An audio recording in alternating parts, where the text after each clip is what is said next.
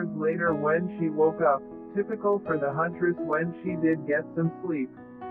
There was no window so she could not even see outside to determine the time of day. Still with the bit of pain she felt in her lower body, she wondered when it would subside and if he would take her again at some point. The lady pulled herself off the bed into a sitting-up position when a maid came in to check on her. "Are you all right, my queen?" The girl was a maid that served the house and the facility. She wore a light blue-colored dress and looked to be Creole in descent with her tanned-looking skin and dark hair. "Queen," Selena questioned, "it is what we will refer to you now as you are the claimed mate to the Lion King of the Shifters. Is there anything I can do to help? You look to be a little in pain."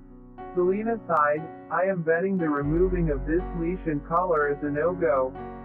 Her hand slid over the upper half of her left breast and the burning feeling in the bite mark. "No, only the king has the key to the lock and he isn't home yet." "I know," she snapped her fingers, "he did say you were a virgin until he took you the first time. The chain should reach the bathroom, how about a hot bath?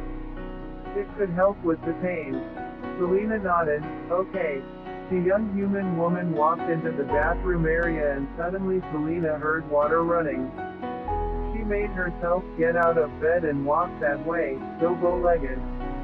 It was true, the chain still had a little slack on it at the tub.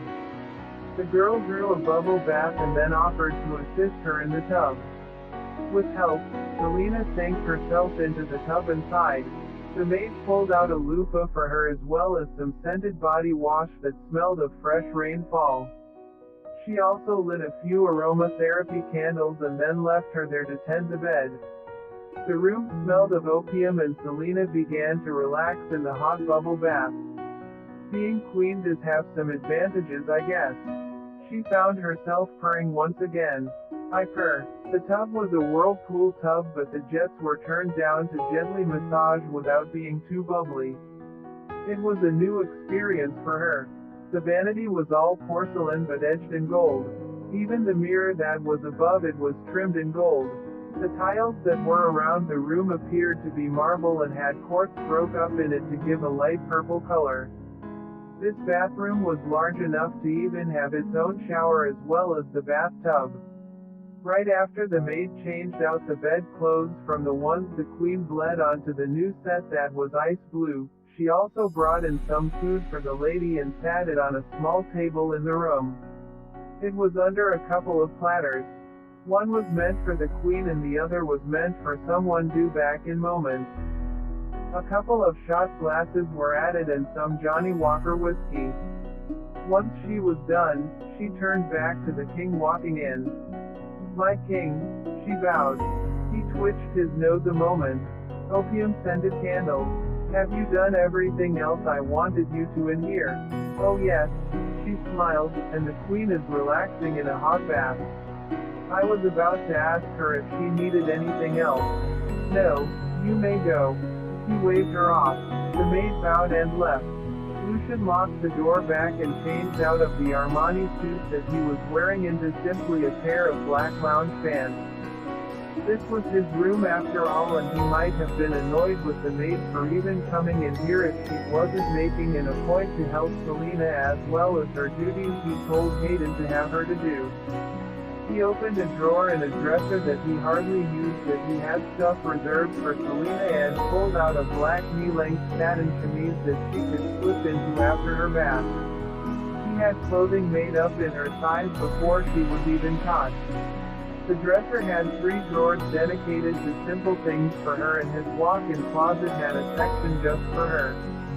Interesting how the order has the size of the Theta females on file.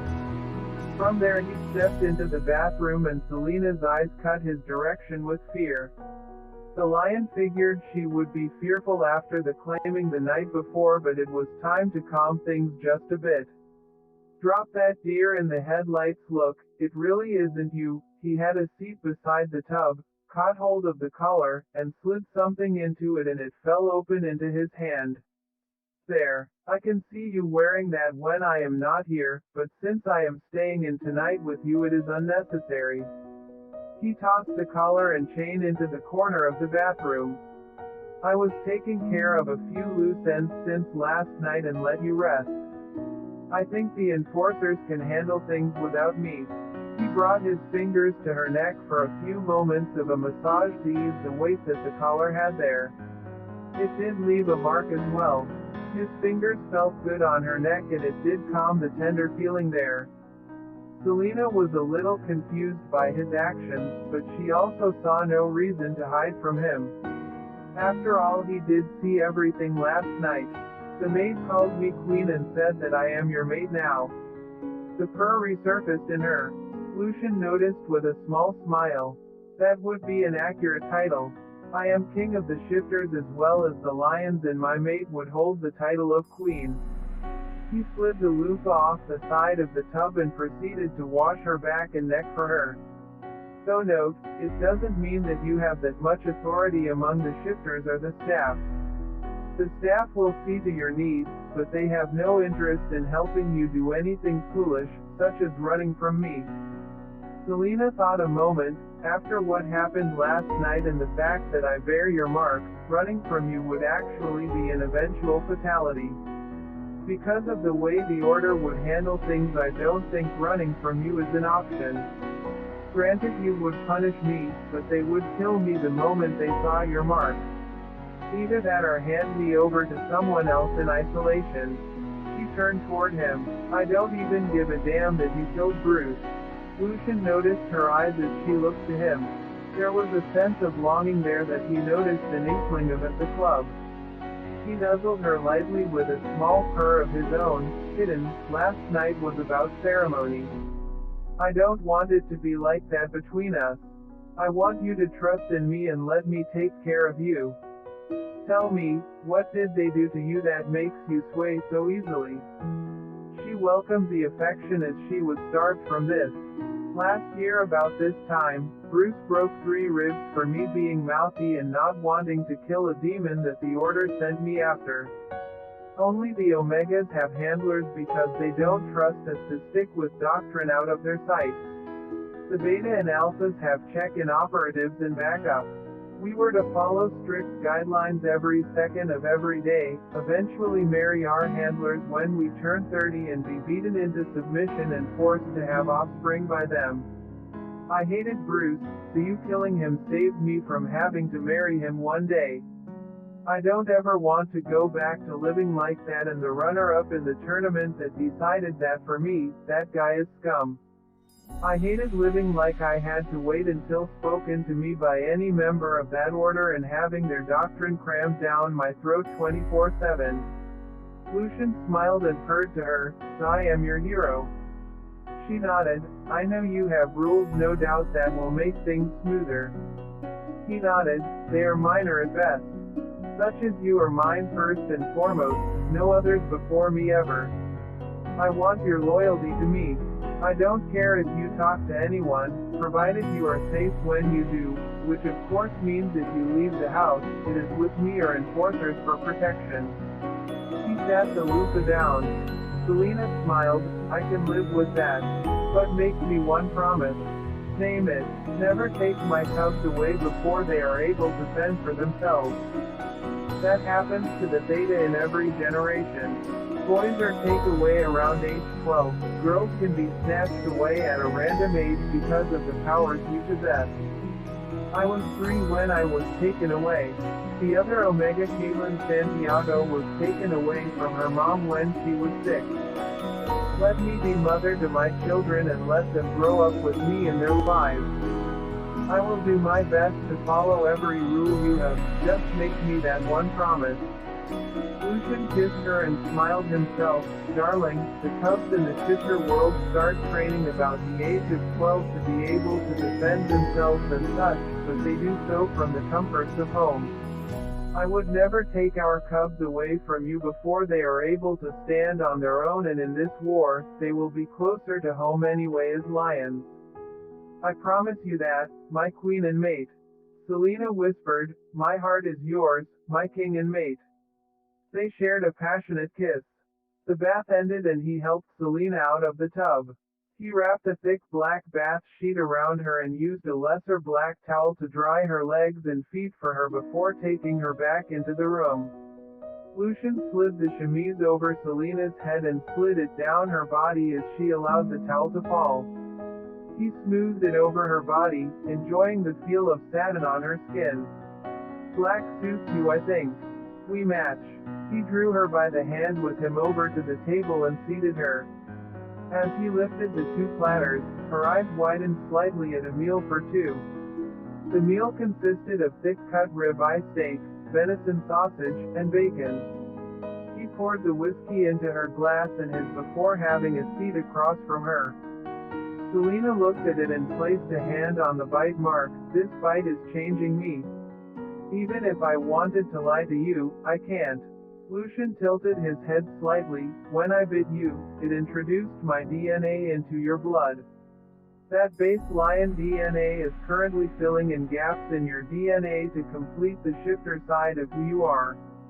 Being that I bit you, of course you cannot lie to me.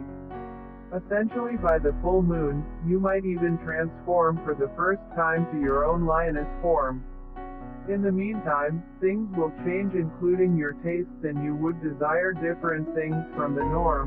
He gestured to the plates before them. I can tell that my choice in dinner appeals to you. Selena smiled. Then I am not imagining the urge to clean my plate right now. No, you see meat. It will be a central part of your diet as your body changes further. She began to eat without a second thought. Each bite of the meat was amazing in taste and flavor. Every bite seemed heavenly to her as she paused only briefly to take a small drink of the whiskey. It actually made Lucian smile as he ate as well. After dinner, he activated a wall that moved to expose a big 60-inch TV and punched up a movie. They moved to the bed to watch it and Lucian brought the whiskey bottle with him. Selena lay on the side of the bed farthest from the door. He kicked back on the opposite side of the bed.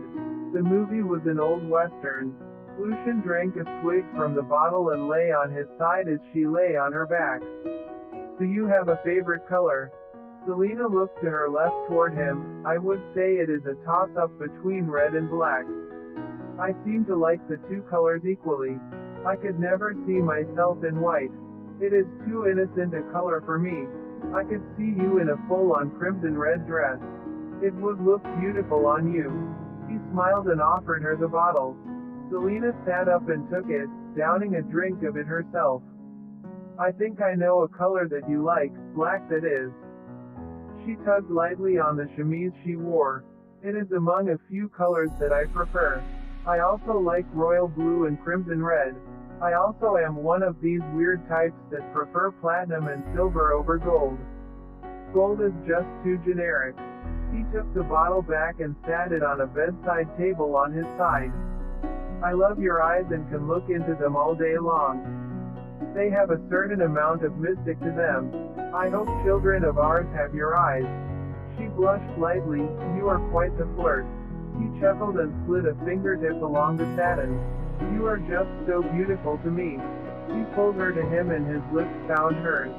The movie was quickly forgotten. A couple hours later, Selena was in Lucian's arms as they slept for the night.